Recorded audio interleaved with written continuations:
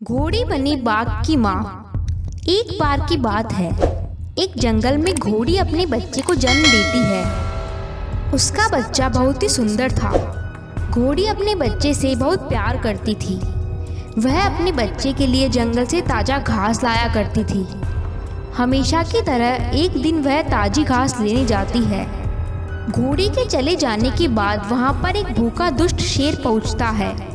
वह घोड़ी के बच्चे को देखकर बोलता है, अरे वाह, ये तो ताजे मांस के घोड़े का बच्चा है। इसे खाने में तो बड़ा मजा आएगा। आज तो मेरा दिन ही बन जाएगा। इतना बोलकर शेर उसका शिकार कर लेता है और उस बेचारी को जान से मार डालता है। घोड़ी जब वापस आती है तो वह देखती है कि शेर ने उसके बच्चे को मारकर खा लिया है। यह सब देख घोड़ी वही की वही खड़ी रह जाती है और कुछ नहीं कर पाती। अरे मैंने इस शेर का क्या बिगाड़ा था? इसने मेरे मासूम बच्चे को मार डाला।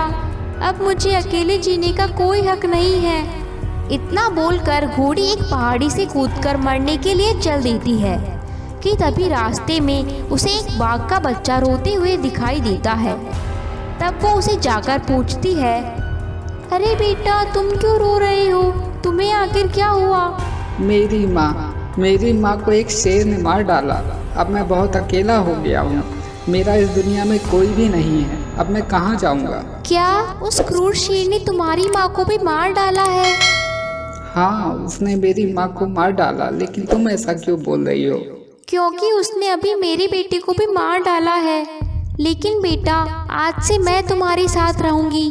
मैं तुम्हारा बहुत ख्याल रखूंगी बेटा। तब से घोड़ी उसको अपने साथ रखती है और अपने बेटे की तरह पालती है।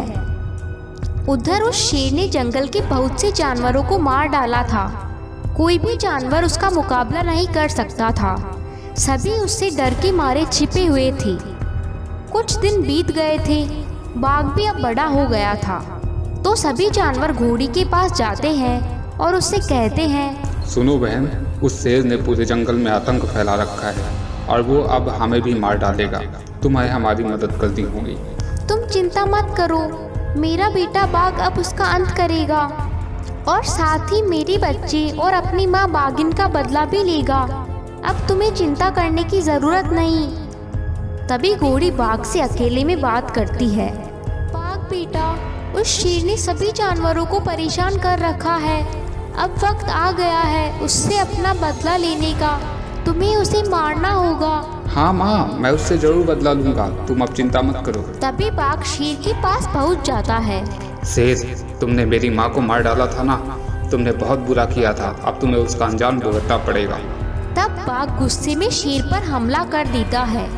दोनों एक दूसरे पर वार करने लगते हैं, पर कुछ ही देर में बाघ उसे जान से मार डालता है।